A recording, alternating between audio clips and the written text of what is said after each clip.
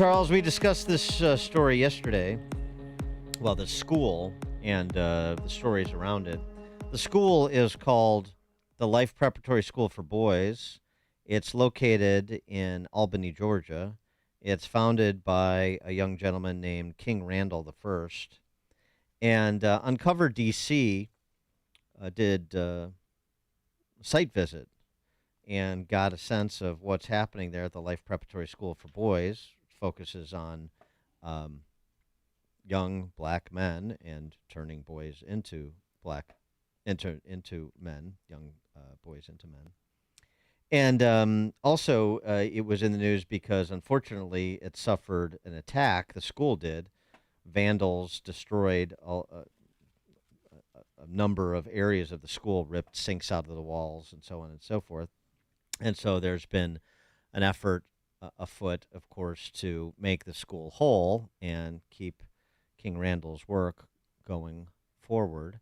This is a little flavor. We played it yesterday, but I think it bears another listen to, just to give you a sense of what's going on at the Life Preparatory School for Boys and why maybe it's finding some success in terms of the students it's turning out.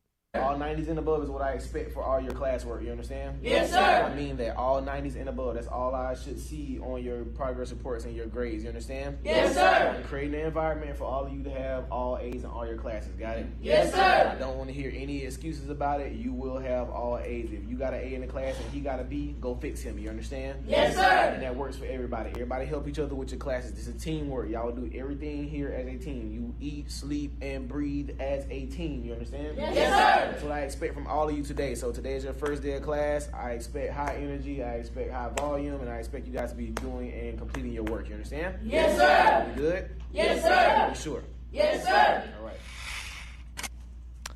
All right. Doesn't sound like they're messing around at the Life Preparatory School for Boys. It sounds a bit extreme, but you got to keep in mind that the culture is teaching young black boys extreme victimhood these days. So you've got to counter it. And King Randall is trying to counter this extreme victimhood that is being taught to young black boys right now. And I stand by that. Well, yeah. And I mean, and what's, all cliches are true, kids crave discipline. And what it sounds like is happening at the Life Preparatory School is we're going to have a disciplined environment. We're going to get down to business so that you can get down to business in terms of advancing your life. That makes sense to me. And with 72% of, or 70-some percent, let's say, because the number is high and fluctuates, of black children being raised in single-parent homes without fathers, primarily, they need it. You have to compensate for what they're missing, and this school is doing that. Well, let's get more of the details on what exactly the Life Preparatory School for Boys model is. King Randall the First joins us. King Randall, thanks for being with us. Appreciate it. Thanks for having me. How are you? Good morning. Good. So we got a little sense of the roll call there at school, but give us your story in terms of this vision quest that you're on, what inspired you to do it, and what the model is. Sure. Well, the Expo Boys Life Preparatory School, it started in 2022. That's when the school opened. Our after-school program was birthed when I was 19 years old back in 2019.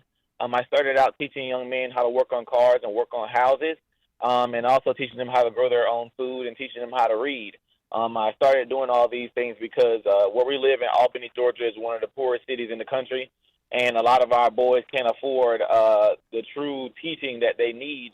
On top of over 80% of our parents here in Albany are single moms. And our boys need some consistent father figures and mentors in their lives, not twice a week, not once a week, but consistent everyday teaching for them. And that's where we came in at. I decided to start this program out of my home. I didn't have a building. I didn't have any fancy stuff. I started out of my home with some tables I got somebody to give me and a small dry erase board I bought from Staples. And that's where we started at. And from there, we grew all the way to the school that we have now. In 2022, that's when we opened, and we had our first successful year. this year. All of our students passed their Georgia Milestones test, and they've been growing. They've been learning how to read. All of our overweight students have lost weight. And, a lot of people hear the discipline and think the kids would hate it, but our kids, don't even want to go home half the time. Even with us disciplining them, they don't even want to go home because they get 3 full meals a day, somebody that loves them. They go on field trips. They're learning. And they enjoy school at the end of the day. So that's just a brief idea of, who I am and what I do. How many students do you have at the school now? We have 9 students in our school. Our school is a free boarding school, so it's free of tuition. We take care of our students by donors only. We don't receive any government funding for our schools, so that way we can keep beating to our own drum and dancing to our own music, so to speak. So we have 9 students in our actual boarding school, and then for our after-school program, we have about 60 to 70 children. And where are you recruiting, the others? I assume you sound like you're pretty hands-on in terms of instruction, but other instructors and counselors, the rest of the staff, they're all from the area as well? Yes, all of our staff is from the area. Our head mistress, her name is Alex. She's a graduate from the University of Georgia, but she grew up in Albany, Georgia, like us.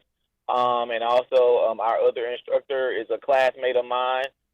She went to school with me for a number of years, and she came on, and my younger brother, and I also have my junior instructors that come also. Some of our students who've been in the program for such a long time that they are now junior instructors, and they're instructing the newer kids that are coming aboard. And so I know this school is in its infancy. You say you opened last year, but what's the what are the metrics you're trying to meet? Where do you hope to be in 5 and 10 years, and what's the community response been in terms of encouragement? In 5 to 10 years, I hope to eradicate our public school system. I wish for every child to be able to go to a school where they're actually learning what they should know and not what the school systems nowadays are trying to indoctrinate our children with. I believe our children need to be learning manhood and even womanhood. So we're in the process of actually trying to find partners to actually start an all-girls school, too. But that's the ultimate aim. I want to get rid of our public school system because of what's happening there and the failures that they're having our children go through. Every day it's complete nonsense at our schools now, from children having sex at school to doing drugs at school to the constant fighting, the teachers not being able to teach, etc. I mean, this is all day, every day. The schools are a jungle. And this is our middle and high schools. So that's the goal for me, and also for our children to actually know how to read and graduate being proficient in math and reading.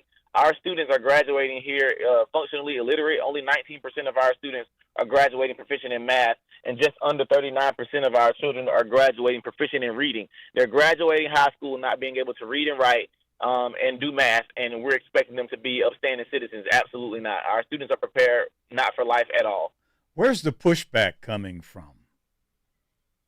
The original pushback did come from our local school system. I actually tried to partner with them originally, but they did not wish for me to open a school as they cited me as competition. But I was actually trying to partner and have something joint with them. But they saw us as competition, and we've gotten pushback because a lot of conservatives do support our mission. We have, Democrats support our mission as well. But because, they feel like you have to pick sides, a lot of people give us pushback from there.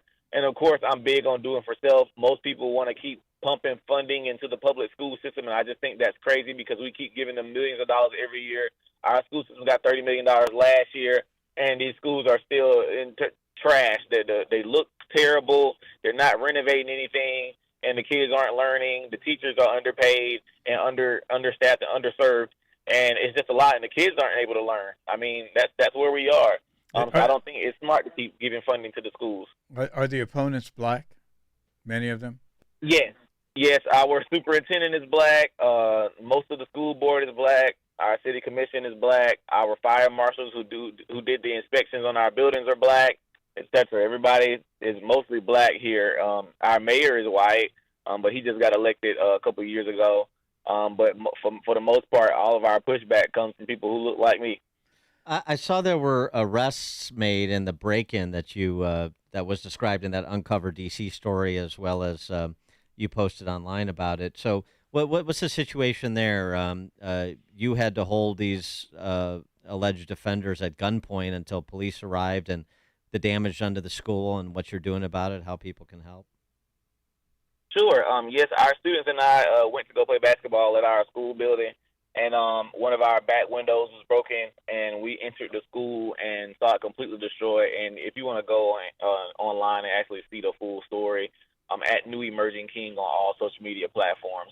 But we saw the school completely destroyed, and when we walked in, I heard, noise, and I told my younger students to, go back outside and get back in the van and lock the door, and I went upstairs with two of my older students who would not leave my side, and we caught them in there, and I held them at gunpoint until the police got there. Fortunately, the police got there very quickly. I will say it was like they were maybe already around the corner, and they came very fast to the building, and they arrested the perpetrators.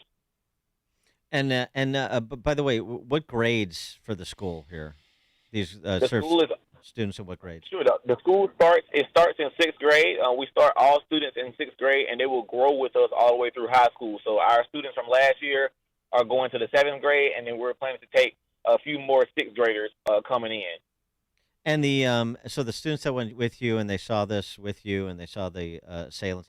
So you sort of indicated the way it was described that maybe they weren't just looking to steal something. Maybe this was targeted because of what you're doing. Yeah, I mean, like I explained, I'm like, stealing stuff is different from destruction, because people who come to steal, they just come to steal. They might mess up a few things, but to pull sinks out of the walls, to smash all the glass on the inside of the building, to rip doors off hinges, I mean, it was just complete nonsense. Throwing our pictures everywhere, destroying our school picture logos, and pulling baseboards off the walls, and throwing the fire extinguishers everywhere. I mean, it was just madness. It was madness. And what do parents, not just of the students, but parents, other adults that have now gotten wind of this school, what are they saying in Albany? For the most part, most people wish they could send their children to my school, and I honestly wish I had the funding to be able to take as many of them as possible, but I know it'll come soon. We're in the process of trying to start businesses for our school that we could, make money from, so we don't have to continue only using donors, so that way we can make just more money to be able to take care of tuition for our students, so that way we could take more kids, because more parents want their children to come attend with me, but I just don't have the capacity, space, or the funding for so many. I tell you, man, black male victimhood is a huge business in this country, and deadly business, and deadly for black males. That's all I can say. And God bless you, man.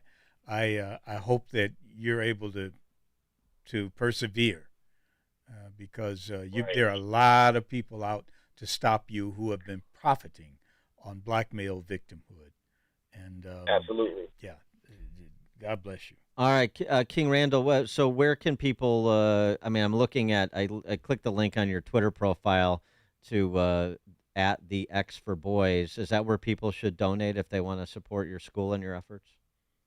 Yes, you go to the xforboys.org. That's THEXFORBOYS.org. You can go there to see how to donate. You can go there and see all of our photos and pictures and videos.